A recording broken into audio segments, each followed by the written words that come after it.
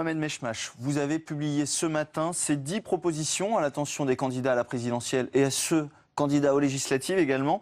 La banlieue, pour l'instant, est absente des débats de la présidentielle. Tout à fait. Et notre démarche, c'était tout simplement, on voulait sortir un peu du bois.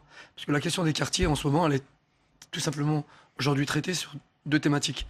Il y a la question des violences policières, il y a une question sur la laïcité et la radicalisation. Donc nous, on estime tout simplement que les quartiers, c'est pas que ça. Il y a autre chose. Il y a les réussites. Il y a effectivement les inégalités qui existent de plus en plus dans ces quartiers.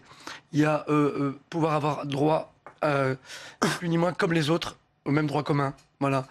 Et avoir une égalité effectivement pour tous et en attendant dans ces quartiers. Et même une sécurité qui doit être aussi digne pour ses habitants. Et non pas une sécurité qui aujourd'hui, malheureusement, n'a pas le même traitement que d'autres. Voilà. Donc il était important effectivement qu'on sorte du bois, tout simplement pour dire que ça fait 40 ans qu'on traite ces quartiers comme une exception. Ça commence à faire un peu beaucoup. Et qu'on demande tout simplement à ce qu'on soit traité comme les autres, pas plus, pas moins. Qu'on arrête à chaque fois dans ces politiques qu'il y a au niveau de la politique de la ville, à ce que le fossé ne fait que de se creuser. On a quand même eu, sur ce quinquennat, 5 ministres de la politique de la ville. Je veux dire, ça en dit long, quoi.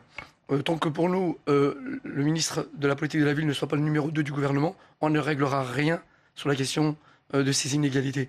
Donc il faut une vraie volonté politique, il faut du courage. Et les 10 propositions qu'on fait, alors qu'il y en a eu beaucoup plus que ça, elles sont honnêtement faisables. Elles ne coûtent pas un centime.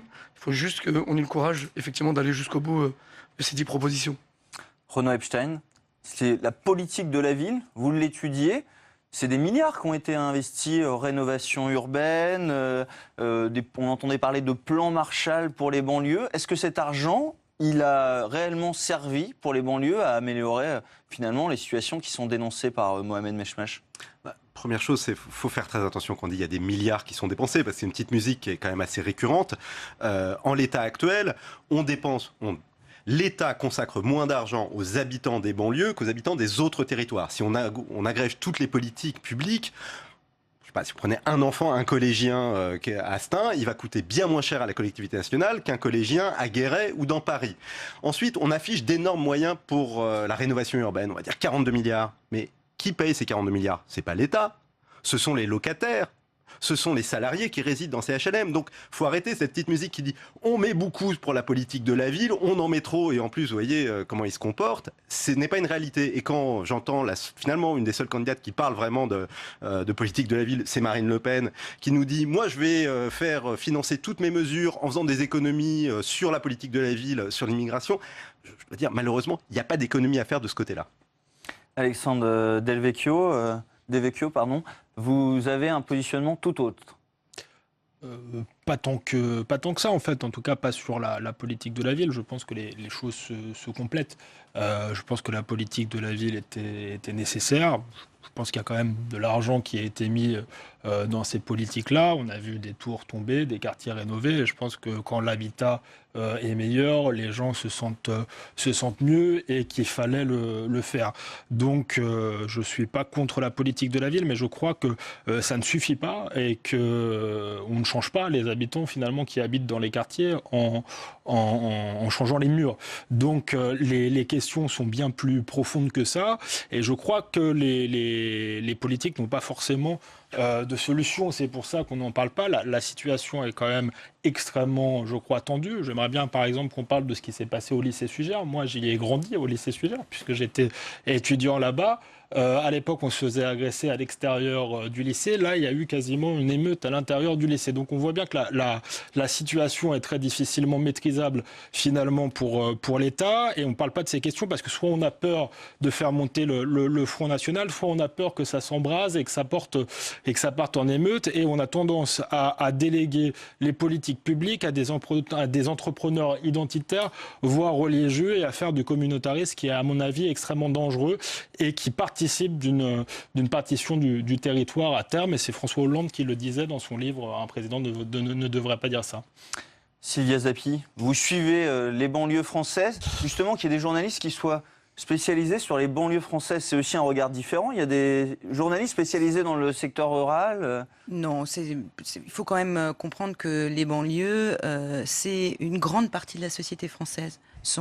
Et c'est une évidence qu'il faut une politique spécifique vis-à-vis de ces populations-là. Il faut quand même se rappeler que le bilan de la gauche des 5 du quinquennat est quand même un approfondissement de la pauvreté, un décrochage des quartiers par rapport aux autres quartiers, alors que la crise a pesé sur l'ensemble du territoire, elle a pesé plus fortement sur ces quartiers-là. Donc oui, il faut des politiques spécifiques. Le problème, c'est qu'elles n'ont pas été assez mises en œuvre. À part la rénovation urbaine, il y a eu relativement peu d'investissements en termes associatifs, en termes de politique de discrimination positive. On parlait de l'école, monsieur parlait du lycée Sugère. Mais le lycée Sugère, ça fait au moins 5 ans qu'ils demandent des personnels supplémentaires parce qu'ils ont une situation particulière, parce qu'ils demandent à avoir des postes pour pouvoir encadrer mieux les jeunes qui sont dans ce lycée et qui ont besoin d'un encadrement plus important. Et ça, c'est vrai dans tous les quartiers. Il y a besoin de moyens supplémentaires et d'une politique de discrimination positive. Mais je voudrais revenir un tout petit peu en arrière quand vous disiez on ne parle pas des banlieues dans cette campagne. Je ne suis pas tout à fait d'accord. Il y en a beaucoup qui en parlent, notamment la droite. Quand elle commence à dire que ce sont des quartiers de non-droit, qu'il faut abaisser... en matière de sécurité, en matière de sécurité, qu'il faut abaisser la majorité pénale en dessous de 16 ans, etc., etc. Elle en parle, mais elle en parle toujours en négatif, toujours en stigmatisation. Et si on regarde un petit peu les programmes de la gauche, des candidats de gauche, il y a une réflexion qui revient avec des promesses qu'on ressort et j'espère que les espoirs cette fois-ci ne seront pas déçus. Il y a une réflexion sur qu'est-ce qu'il faudrait faire dans ces quartiers-là. Mais la première chose, et ce qui avait été dit tout à l'heure par un des responsables de la coordination Passons Nous, c'est qu'on ne parlerait bien autrement de ces quartiers-là s'il y avait eu le droit de vote des étrangers. Parce qu'il pèserait nettement plus en termes de poids électoral, de droit d'interpellation des élus, etc. Et je crois qu'on n'en serait pas tout à fait là. Alexandre Devecchio, ça vous fait réagir? Non, quand je parlais d'entrepreneurs identitaires, alors il y a les vrais communautaristes et puis il y a les élites intellectuelles qui jouent ce jeu-là. La citoyenneté en France, elle est liée à la nationalité. C'est comme ça s'appelle l'intégration et c'est ce qui fait que tout le monde peut être français à partir du moment où il adhère à un certain nombre de valeurs. Donc déjà, je pense que les élus locaux jouent déjà énormément avec le feu parce qu'en réalité, la plupart des gens qui habitent dans les quartiers sont nés en France et ont la nationalité française. Donc qu'on vienne pas me dire que le droit de vote des étrangers, c'est ce qui compte. Donc ils ont la nationalité française et ils pèsent déjà énormément. Je connais bien les quartiers parce que j'y ai grandi. On ne connaît pas les mêmes quartiers. Les mêmes quartiers. Bah, je ne sais pas dans quel quartier vous allez. Je suis à Saint-Denis. Mais voilà, j'ai fait toute ma scolarité à Saint-Denis. Donc me dites pas. Et donc je sais très bien que les élus locaux pactisent malheureusement déjà avec les communautés. Donc ça, c'est vouloir parler, donner le droit de vote aux étrangers, c'est toujours considérer finalement les gens pas comme des citoyens, comme des sous-citoyens qu'il faut toujours ramener à leurs origines. Il y a la naturalisation, elle est ouverte à tous. Ceux qui veulent devenir français peuvent devenir français et s'impliquer dans la citoyenneté. Les autres qui ne le souhaitent pas, ils ne peuvent pas avoir le beurre et l'argent du beurre. Alors, moi, si je peux me permettre, moi je suis français et c'est pas pour autant qu'on nous associe un peu plus à ce qui se passe localement dans la vie locale de la cité. Donc le discours que vous avez là, il est encore une fois pour diviser. Non, pas du tout. C'est pas moi qui je vais aller jusqu'au bout. Vous êtes français. Je vous ai pas interrompu. Je vais aller jusqu'au bout parce qu'encore une fois, moi j'adore ce côté-là où j'ai grandi, j'ai une légitimité ou ainsi de suite. Vous pouvez avoir grandi dans un quartier, vivre à côté de ses habitants et pas vivre leur quotidien. Et ça, c'est peut-être un peu votre cas là. Donc à un moment ou à un autre, il faut être clair et net. Ces personnes-là qui aujourd'hui n'ont pas la nationalité et qui, quand ils la font, ne l'ont pas, et qu'il y en a beaucoup des dossiers en préfecture qui ont demandé la nationalité française. L'abstention est majeure. L'abstention est majeure encore une fois parce qu'encore une fois, on parle des conséquences, on parle pas des causes. Tant qu'on fera en sorte que les habitants ne sont pas associés à ces politiques publiques, tant qu'on fait en sorte que ces habitants on ne porte pas attention à leur expertise d'usage, qui sont capables. Parce que l'argent que vous dites qui a été mis énormément dans ces quartiers, c'est comment il a été fléché. Comment aujourd'hui on fait en sorte souvent que ceux qui aujourd'hui ne vivent pas dans ces quartiers choisissent à la place de ces habitants. Et donc on est devenu un fonds de commerce. Et le déni des responsables politiques qui depuis 40 ans ont mené des politiques et qui après viennent nous tenir le discours du communautarisme, alors que le communautarisme aujourd'hui il est au Sénat et à l'Assemblée nationale, parce qu'aujourd'hui la France d'aujourd'hui elle n'est pas celle qui est aujourd'hui représentative dans le Sénat et à l'Assemblée nationale. Donc à un moment ou à un autre, cette question-là et ces questions-là des quartiers populaires, c'est 9 millions d'habitants qui vivent dans ces quartiers. Donc la spécificité qu'il y a dans ces quartiers, c'est pas qu'un problème, c'est une partie de la solution. Et malheureusement, on ne veut pas en entendre parler. Donc nous, on décide en tout cas de choisir et de faire en sorte d'agir pour surtout plus subir des politiques qui, jusqu'à présent, nous ont conduits dans un mur. Et moi, j'ai aussi envie de dire que quand on dénonce ces 30 ans ou ces 40 ans de politique de la ville, c'est aussi la droite qui a contribué à ça aujourd'hui. Donc moi, votre discours... La droite, c'est celle qui a fait le plus pour la politique de la ville avec le plan Borloo. Je suis désolé. Renaud Epstein, on va revenir... On n'a pas vu, on ne vit pas les mêmes situations, je pense. Renaud Epstein, on va revenir sur cette politique de la ville. Pendant 5 ans, est-ce que le quinquennat de François Hollande, ça a empiré, comme Mme Zappier a dit, la situation des banlieues, où finalement il y a quand même eu des mesures à destination de l'emploi des jeunes de banlieue en particulier, des emplois qui étaient fléchés pour cette population? Alors, vous demandez, il y a deux choses. Est-ce que la situation sociale, économique dans les quartiers populaires s'est améliorée ou empirée? C'est une question. La réponse est assez clairement, sous l'effet de la crise, la situation a très nettement empiré.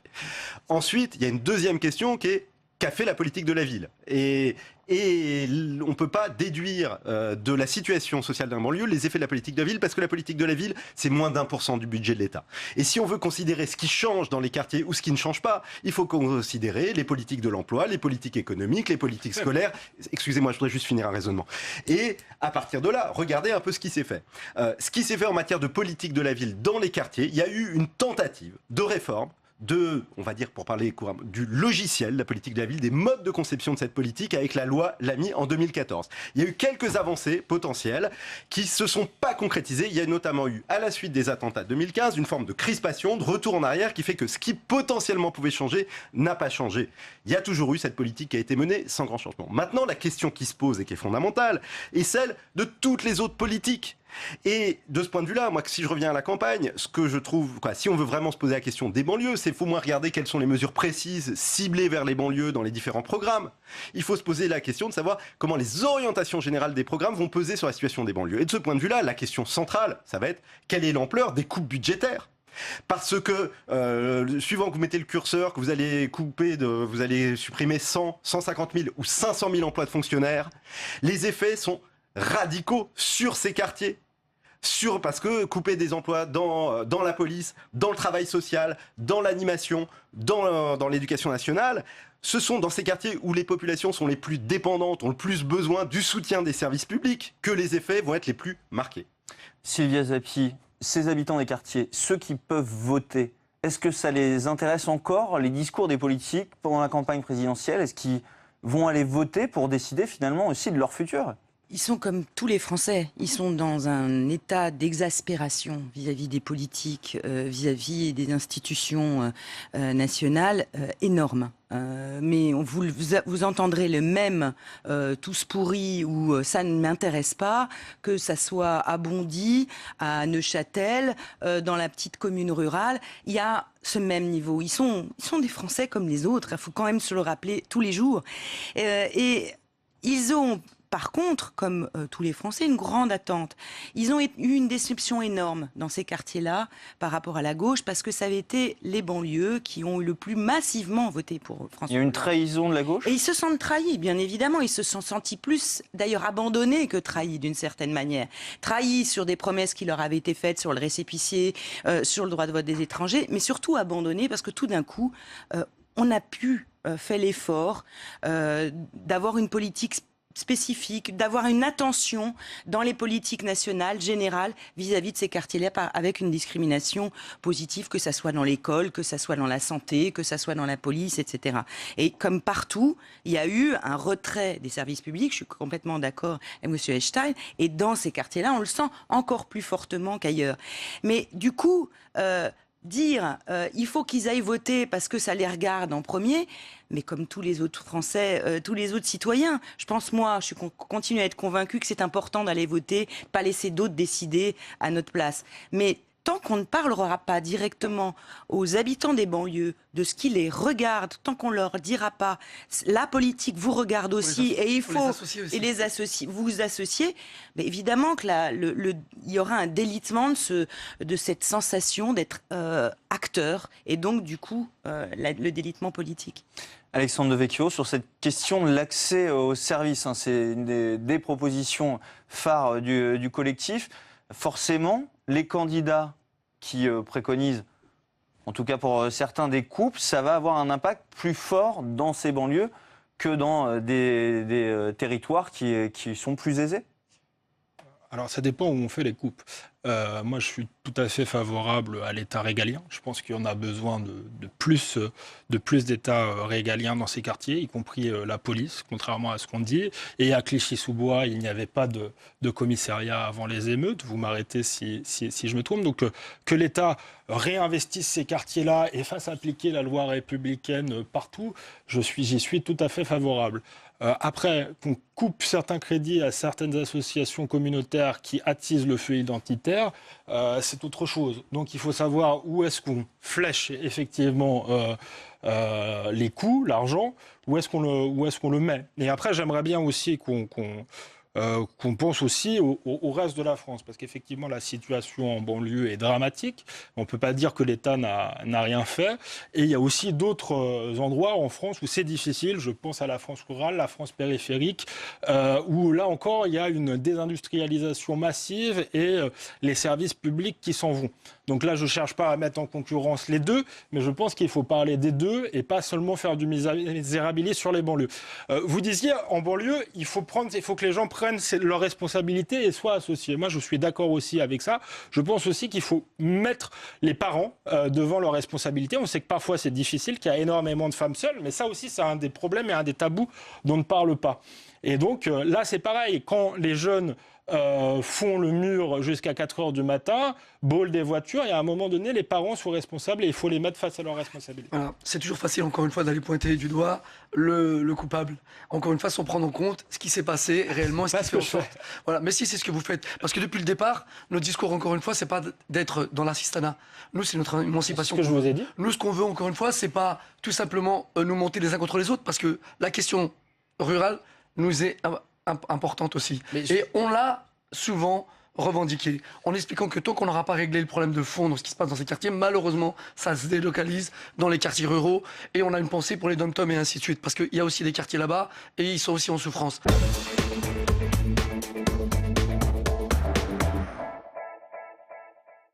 11 candidats qui ont défilé pour finalement vous présenter leur projet. Il y en a un qui était particulièrement attendu, c'est Emmanuel Macron, notamment sur une de ses propositions. On va l'écouter tout de suite sur l'abandon de la taxe d'habitation pour 80% des ménages français. Mais cet effort, je veux qu'il soit partagé de manière équitable entre les différentes administrations publiques et donc, à cet égard, que les collectivités locales puissent s'engager à faire 10 milliards d'euros d'économies sur 5 ans. C'est-à-dire, je vais y revenir, je vous mentirai, et quiconque d'ailleurs prétend faire des économies vous dirait qu'on ne va pas mettre à contribution pour faire des économies les collectivités territoriales, vous mentirez. Et je tiens à évoquer à ce stade une mesure qui, je le sais, a donné lieu à beaucoup de débats, à beaucoup de commentaires parfois enthousiastes dans cette auguste assemblée, qui est l'exonération de la taxe d'habitation pour 80% des ménages. Alors, non, moi je viens et je vous respecte, je vous demande simplement la même chose. On peut être en désaccord, mais moi, je fais partie des... vous savez, je fais partie des décideurs politiques qui refusent de faire siffler ses opposants en meeting. Je ne viens pas devant les maires de France pour me faire siffler. Philippe Bouissou, Emmanuel Macron vient pas devant les maires de France pour se faire siffler. Vous avez eu l'occasion de lui poser une question.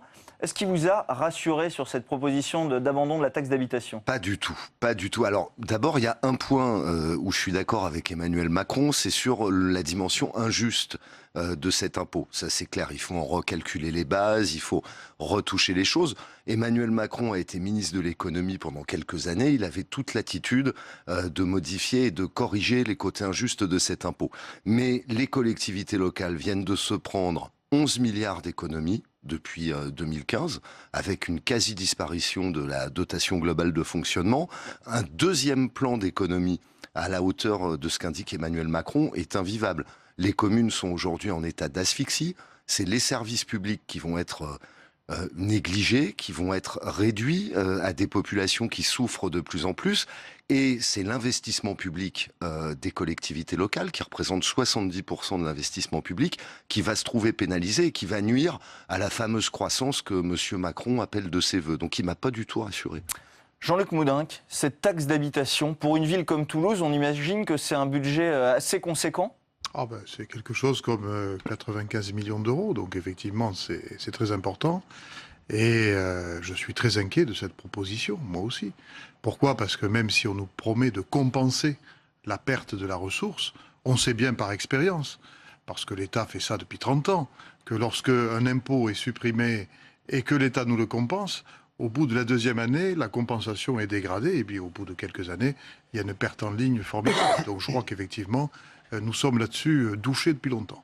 Bruno Bettonneau, cette compensation à l'euro près que les différents candidats ont proposé, notamment Emmanuel Macron, c'est fini, vous y croyez plus, vous non plus ? On n'y a jamais trop cru. Enfin, nous qui avons quelques années, je dirais, de fonction, on sait très bien que rien n'est jamais compensé. Et lorsque c'est compensé à peu près et à égalité la première année, ensuite ça se dégrade. Et nous, on a besoin de visibilité. Quand, par exemple, pour ma commune, on a lancé des zones économiques, c'était pour avoir un revenu dynamique. Et la TP, à l'époque, était un revenu dynamique. Quelques années après, on supprime la TP. On n'a jamais retrouvé nos sous équivalents à la TP. Aujourd'hui, on nous a demandé de nous lancer dans le logement. Commune rurale, on a fait des lotissements. Et aujourd'hui, on vient nous dire, au moment où, pour ma part, pour ma commune, je suis en train de terminer ces lotissements, on me dit, on va supprimer la taxe d'habitation. Or que la taxe d'habitation, ça fait partie des recettes de nos communes. Et lorsque l'on fait des lotissements, eh bien, on emprunte. Par exemple, quand on fait des lotissements communaux, on emprunte et on revend.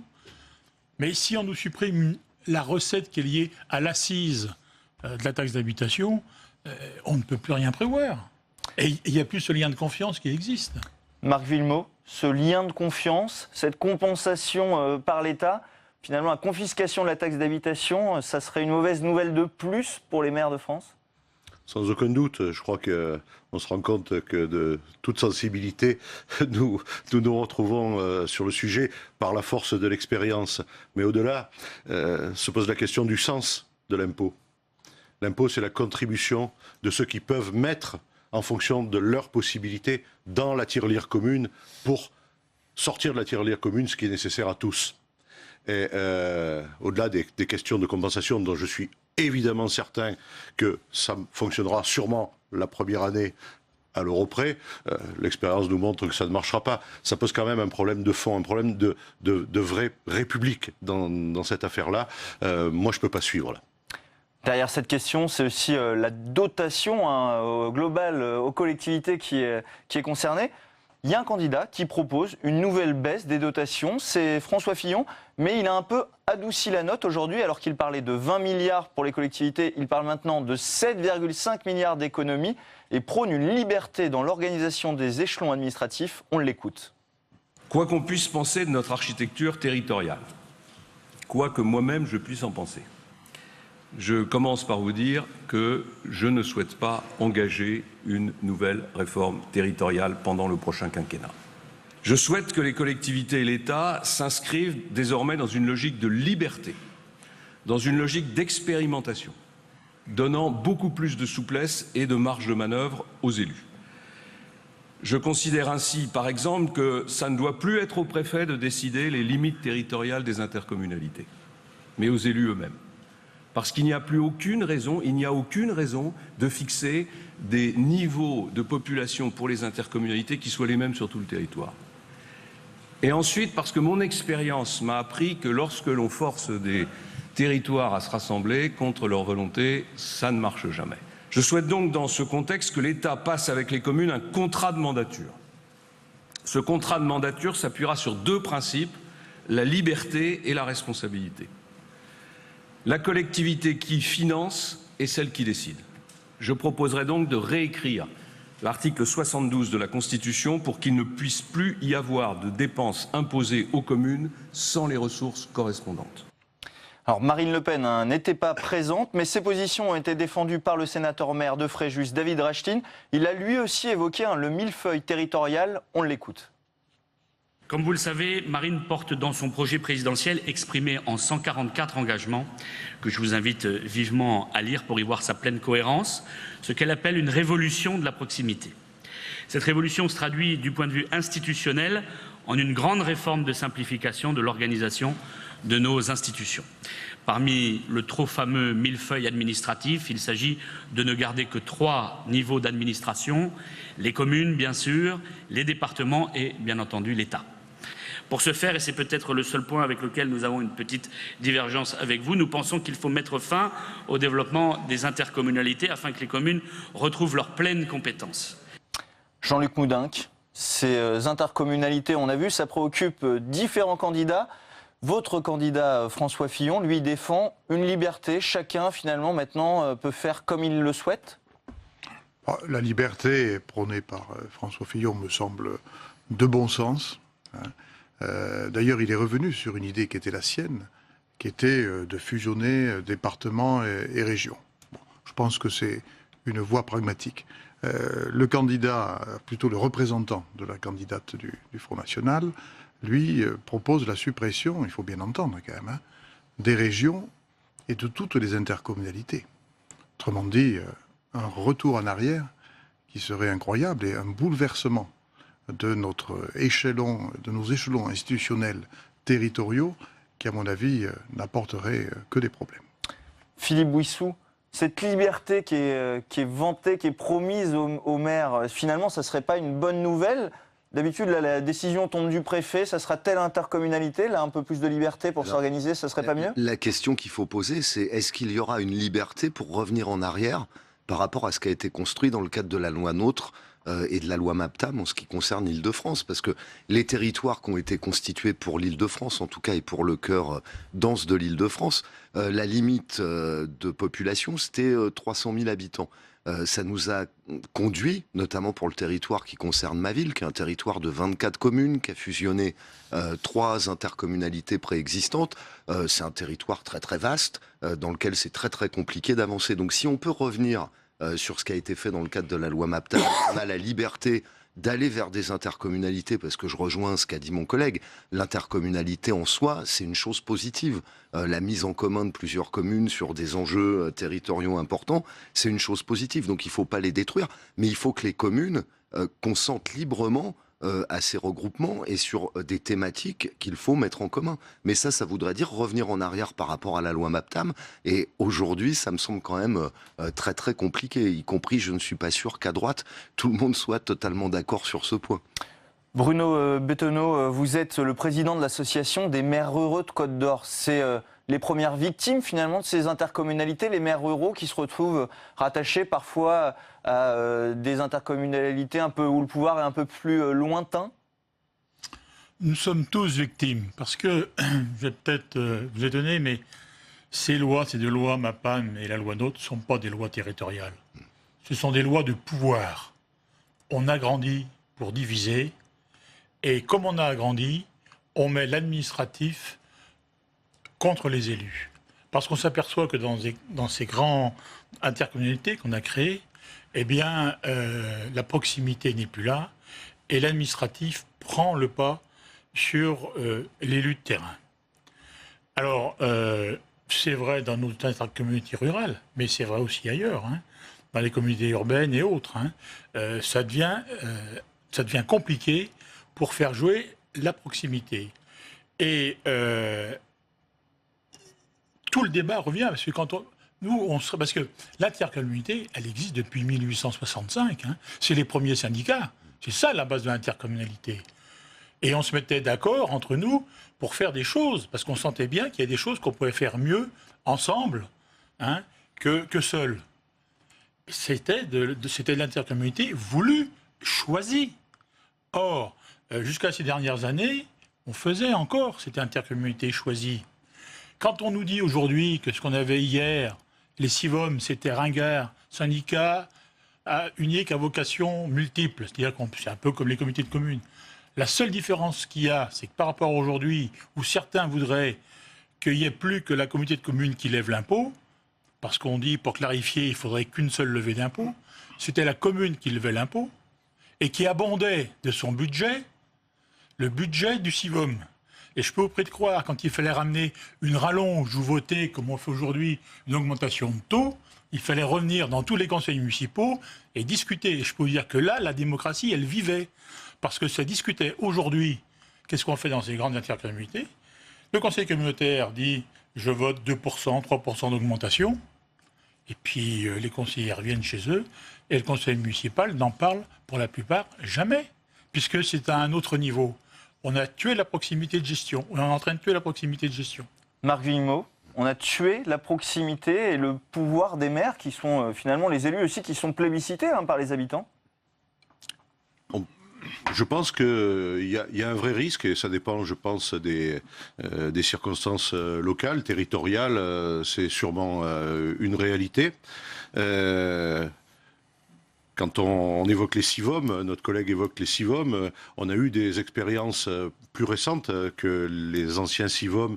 Je pense notamment aux démarches des parcs naturels régionaux qui ont été des formidables moyens pour des territoires de se redynamiser autour de projets de valorisation écologique, économique, etc. Et donc ça partait d'une volonté partagée qui d'ailleurs dépassait aussi les limites départementales, puisque on est confronté avec cette histoire d'avancer vers de l'intercommunalité qui s'arrête quand même tout de même, sauf rares exceptions, dérogations aux limites départementales qui ne sont pas forcément les limites des territoires de vie et des territoires d'enjeu.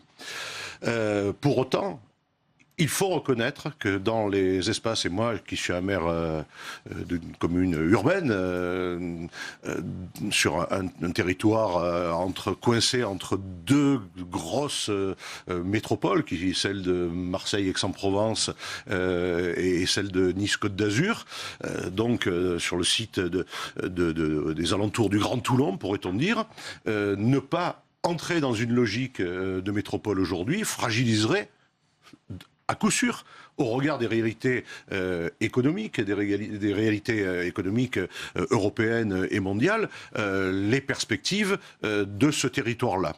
Donc je crois qu'il faudrait, en toute logique, sûrement pas contraindre, avancer à la hussarde comme on l'a vécu ces derniers temps, mais garder l'esprit de l'incitation à la coopération intercommunale et en fonction des situations, savoir nous adapter suivant les besoins, les réalités et les enjeux de tel ou tel territoire. Alors ce congrès de l'AMF, hein, c'était le dernier du quinquennat de François Hollande, 5 ans où les communes ont supporté un poids important de l'effort de réduction des dépenses publiques. Retour sur ces 5 ans de relations entre les communes et l'État, signé Quentin Calmet. Juin 2016, dernier discours de François Hollande face à l'Association des maires de France. Le président, très attendu, fait enfin un geste en faveur de ses collectivités. Alors j'ai décidé de diminuer de moitié l'effort demandé aux communes et aux intercommunalités en 2017. Une partie de la salle applaudit le président de la République quand l'autre répond par des huées. Tout au long du quinquennat de François Hollande, les élus n'ont eu de cesse de dénoncer ces coupes dans les budgets des communes. À l'aide de grandes campagnes de communication, l'AMF met ainsi la pression sur l'exécutif. Les conséquences sur l'investissement, nous les connaissons 30% d'investissement public en moins sur la période 2014-2017. C'est 0,6, 0,7 à 0,8 points de croissance. Ce sont 60 000 à 70 000 emplois menacés de disparition, de suppression. Le secteur associatif ou celui du bâtiment sont parmi les plus touchés par cette baisse de l'investissement, d'autant que les maires ont eu à financer de nouvelles dépenses au cours du quinquennat. Avec la réforme des rythmes scolaires, ils doivent prendre en charge les activités périscolaires. Aujourd'hui, on dit plus, il faut peut-être complètement supprimer cette idée. Elle existe, elle est en place, ainsi de suite. Ce sera peut-être difficile de l'enlever complètement parce que les parents ont pris l'habitude. Mais par contre, compensons financièrement les communes qui en ont besoin, sachant que les dotations ont largement diminué. Au fil des réformes territoriales, c'est la France des 36 000 communes qui disparaît au profit de communes nouvelles. Au 1er janvier 2016, on compte ainsi 35 755 communes. Par des incitations financières, l'État accélère les regroupements, le signe d'un mouvement voulu par l'exécutif tout au long du quinquennat en faveur de grandes structures, comme avec la création des métropoles. Tout un bouleversement des équilibres territoriaux en France, avec une victime collatérale, les territoires ruraux, qui souffrent avec ces réformes territoriales d'un véritable sentiment d'abandon. Jean-Luc Moudenc, sentiment d'abandon des territoires ruraux, mais vous, par exemple, à Toulouse, la création des métropoles, c'est une bonne chose ? C'est une bonne chose, d'autant que, contrairement à ce qui a été dit, la métropole n'a pas bouleversé le monde rural. D'abord, il faut le savoir, les métropoles, en leur sein, comptent des communes rurales. Les métropoles, elles ont 2 ans d'existence, à part celle de Nice qui a quelques années de plus. La problématique du monde rural, qui est une vraie problématique, elle ne date pas d'il y a 2 ans, elle ne date pas de la création des métropoles. Ce que je crois, c'est que si jamais le débat sur l'avenir des collectivités territoriales devait prendre la forme d'une confrontation entre le monde urbain et le monde rural, entre les métropoles et les communes rurales, ou les intercommunalités rurales, alors je crois que, franchement, tout le monde serait perdant. Par contre, il y a un vrai problème de décrochage du monde rural, qui date déjà de quelque temps. Pourquoi ne travaillerons-nous pas cette question par le dialogue, par la coopération, plutôt que par des discours qui, en réalité, n'ont jusqu'ici produit pas grand-chose. Marc Villemot, vous êtes un élu socialiste. Ça a été dur pendant les 5 ans de défendre ces économies portées par un pouvoir socialiste quand on est un élu du même bord ?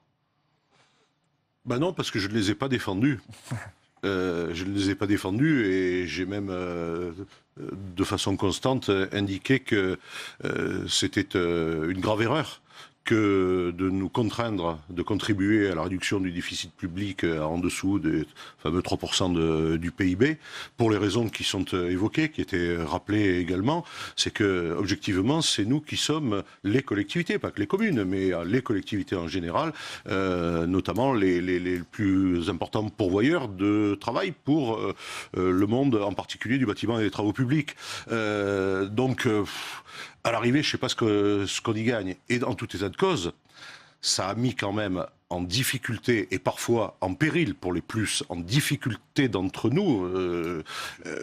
Pour un maire de banlieue que je suis, je sais de quoi je parle. Ça a mis quand même en péril des offres de services publics qui ont été terriblement fragilisées et qui nous ont empêchés de remplir notre part locale, territoriale, de l'atteinte d'un objectif qui est inscrit au fronton de nos édifices publics et qui s'appelle égalité.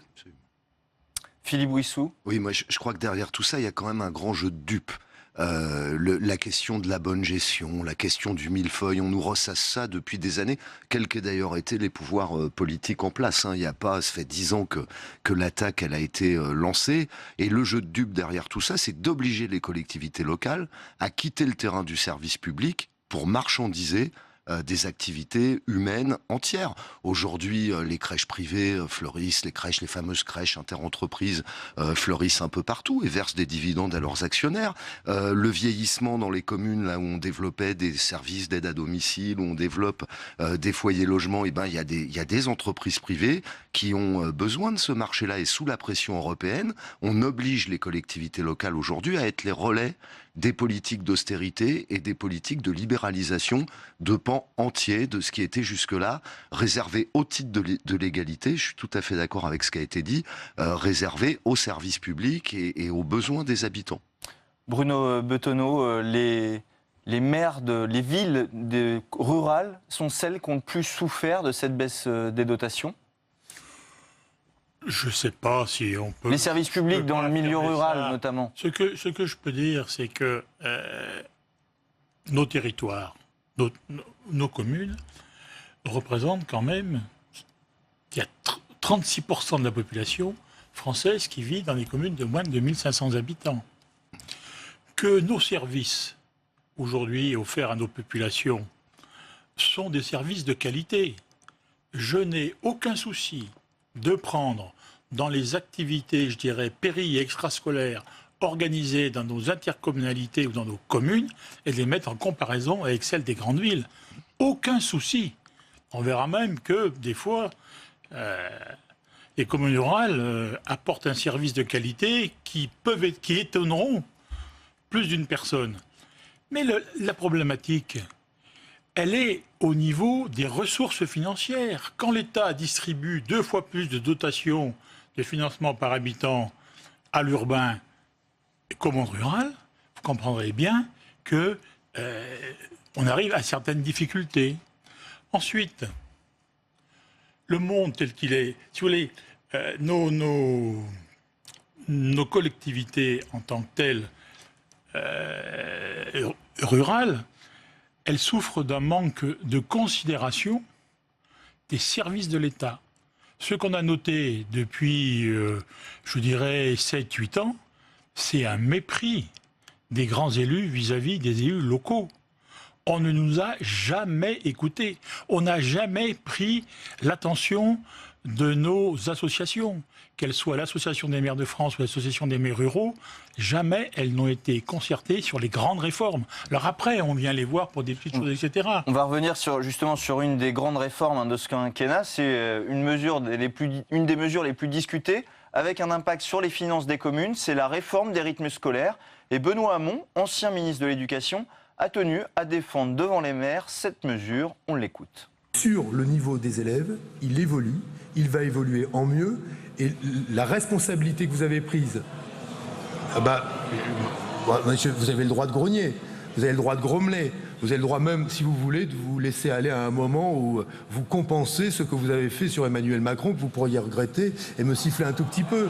Mais si je ne peux pas vous taquiner un tout petit peu, mais je vous le dis, laissez-moi au moins vous dire que sur le niveau en français et en mathématiques, ça s'améliorera, ça s'améliore d'ores et déjà, et ce sera largement dû au fait que nous avons permis aux enfants de travailler un matin de plus.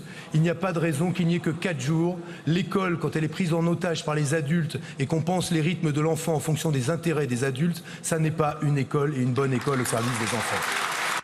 Jean-Luc Moudenc, François Fillon, il veut revenir sur cette réforme des rythmes scolaires. On efface tout et on recommence si on change de président ? Si on change de couleur politique de président ? Il propose la liberté. Parce que dans cette affaire, je crois qu'il y a eu effectivement un problème de méthode.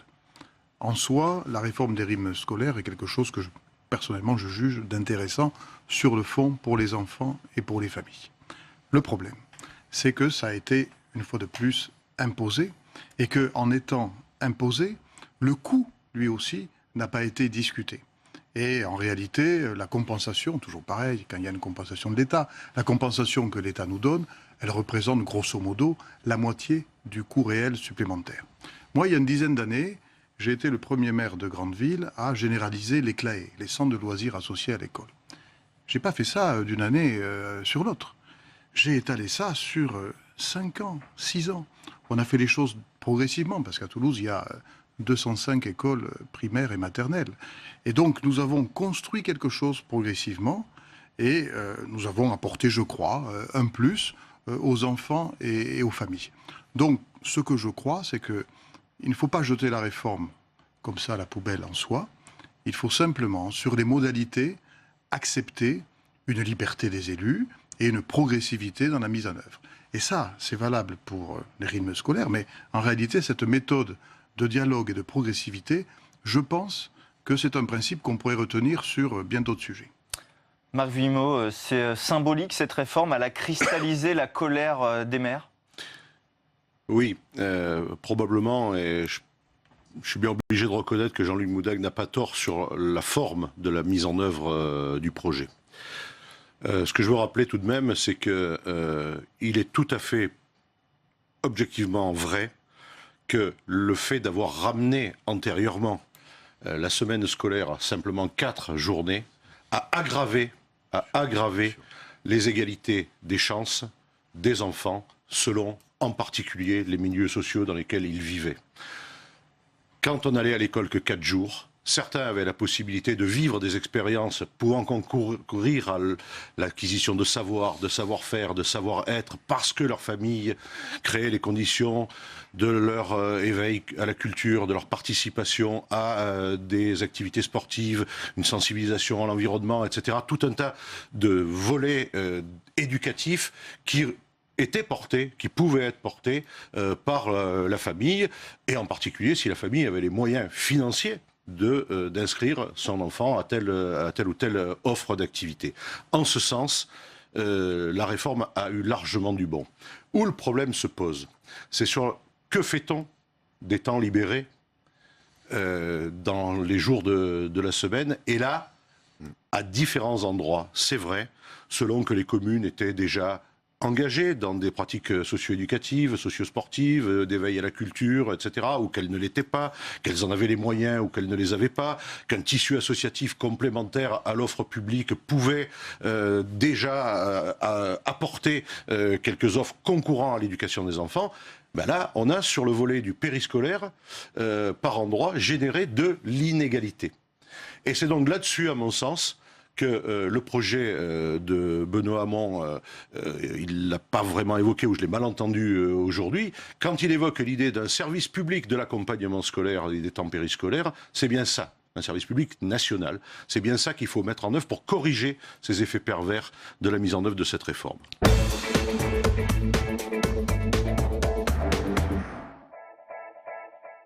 Focus sur une thématique de campagne dans les territoires. Et cette semaine, nos équipes sont allées en Haute-Garonne, dans un village qui accueille depuis 6 mois des migrants. Un centre d'accueil et d'orientation qui a bouleversé les habitudes de ce village. Reportage de Flora Sauvage et Cécile Sixou. Nous sommes ici à Bruniquel, un petit village de 600 âmes situé au cœur du Tarn-et-Garonne. Depuis le 28 octobre 2016, cette petite cité du Quercy accueille de nouveaux résidents, 24 migrants d'origine afghane, libyenne et soudanaise. Depuis la fermeture de la jungle de Calais, ils ont été accueillis dans l'ancienne gendarmerie laissée à l'abandon. Une trentaine de bénévoles, des habitants du village, viennent chaque jour les aider. Je vous propose d'aller à leur rencontre.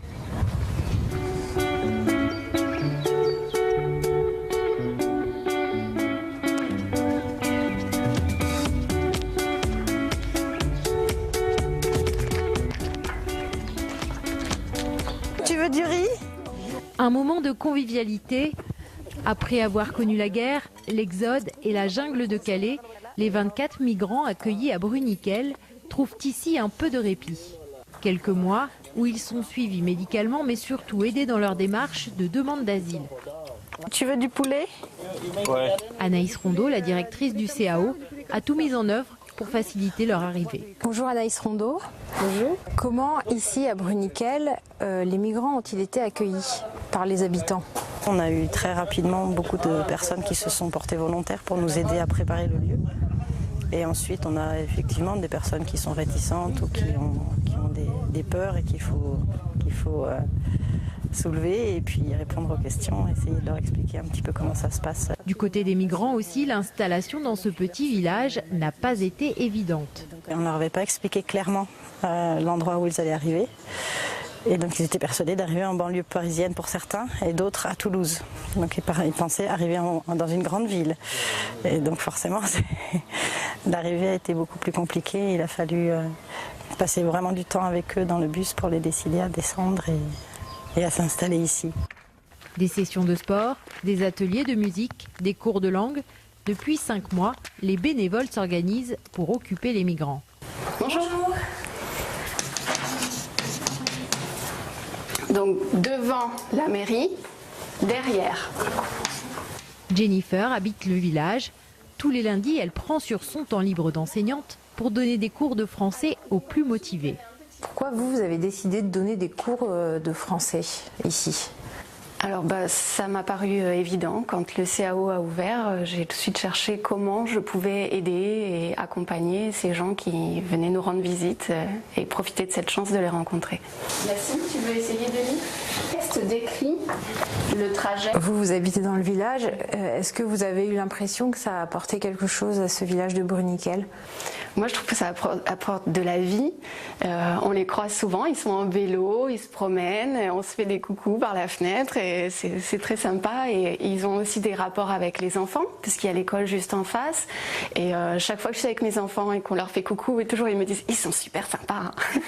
Donc c'est vraiment, non, il y a vraiment un bon contact et c'est vrai que ça met de la vie dans le village, c'est agréable. Ouais.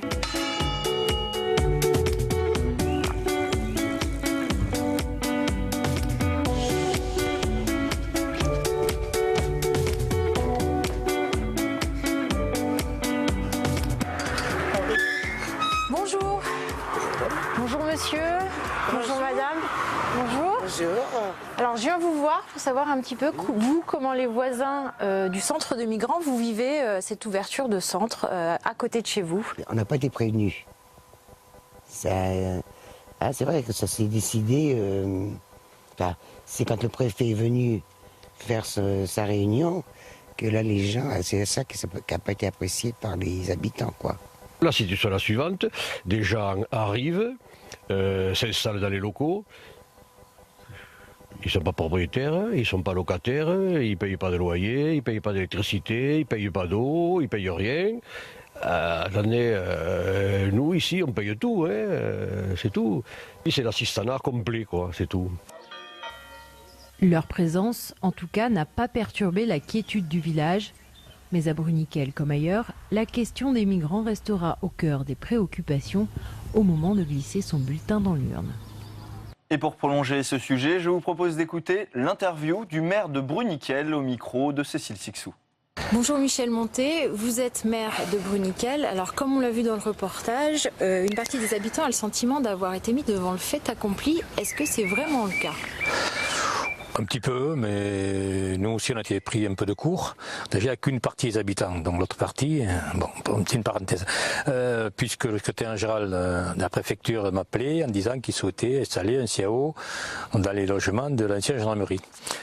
Donc nous avons réuni le conseil municipal en sa présence et le conseil municipal a décidé de donner un avis favorable pour cette installation, sachant que les appartements n'étaient pas communaux, ils sont au département. À l'issue de ce vote, bien une assemblée générale, une réunion publique a eu lieu à la salle des fêtes, en présence du préfet, du secrétaire général, des divers services de la municipalité, et les habitants ont pu s'exprimer. Alors évidemment, certains étaient contre, mais il y a eu pas mal de favorables aussi. D'accord. Vous me dites qu'il y a des gens favorables. Est-ce que ça a apporté des choses au village ? Oui, ça a apporté que ça a permis de nombreuses personnes de se rencontrer, qu'il y avait des Bruniquelais ou des Bruniquelaises qui ne se connaissaient pas vraiment et autour de ces valeurs d'humanité, de solidarité, moi j'ai pu constater que ils sont connus, ils ont beaucoup travaillé pour l'aménagement du local et aussi pour le fonctionnement du CAO, des cours de français, des sorties, des choses comme ça, et ça crée une certaine émission au niveau de nombreuses personnes, y compris beaucoup de catholiques qui sont très impliqués dans ce mouvement. Quel est l'avenir de ce centre ? L'avenir, je crois qu'il était dessiné d'avance, c'était 2 fois 3 mois, donc on va arriver au bout des 6 mois. Il va fermer, certainement quand, je peux pas vous dire. J'ai réuni en préfecture fin mars, mais son avenir, c'est que les appartements appartiennent au département et seront vendus à l'issue de la fermeture de CAO, comme tous les CAO. Et il ne sera pas transformé en CADA, ce n'est pas un CADA.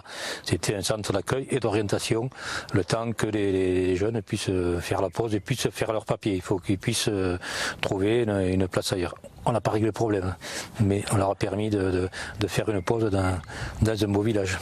Merci beaucoup Michel Monté. Avec plaisir.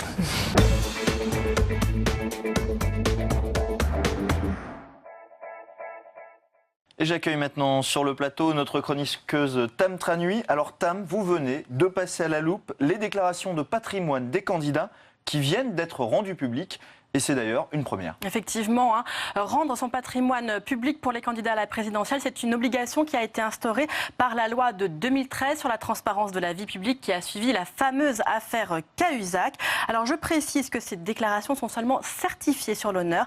Elles n'ont pas été contrôlées par la Haute Autorité sur la transparence de la vie publique et elles donnent la situation au 1er janvier 2017.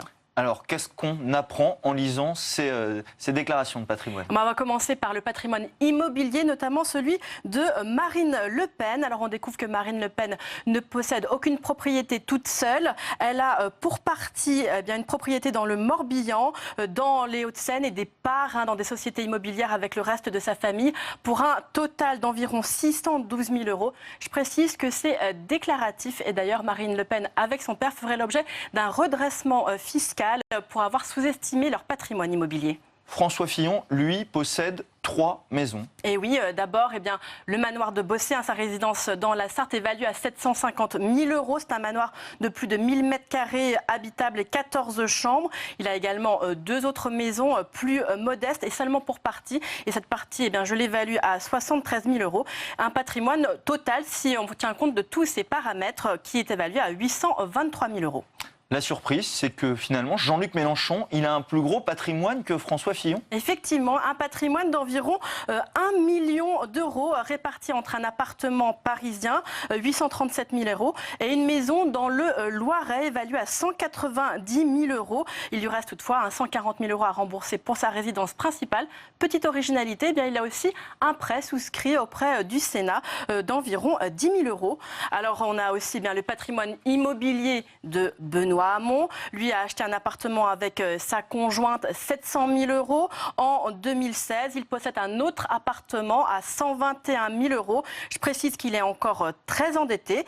Et puis enfin, on a la situation d'Emmanuel Macron qui n'est propriétaire d'aucun appartement, d'aucune maison. À la maison du Touquet que l'on connaît, qui semble appartenir au couple, appartient seulement à Brigitte Macron. Et ils ont également déjà vendu leur appartement parisien.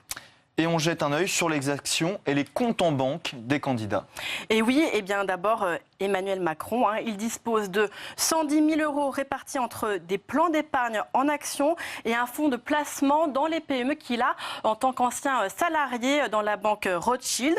Il a aussi une assurance vie de plus de 90 000 € et puis il a tout de même 116 000 € sur ses comptes courants et son épargne. Tout ça n'a pas beaucoup bougé depuis sa dernière déclaration en tant qu'ancien ministre.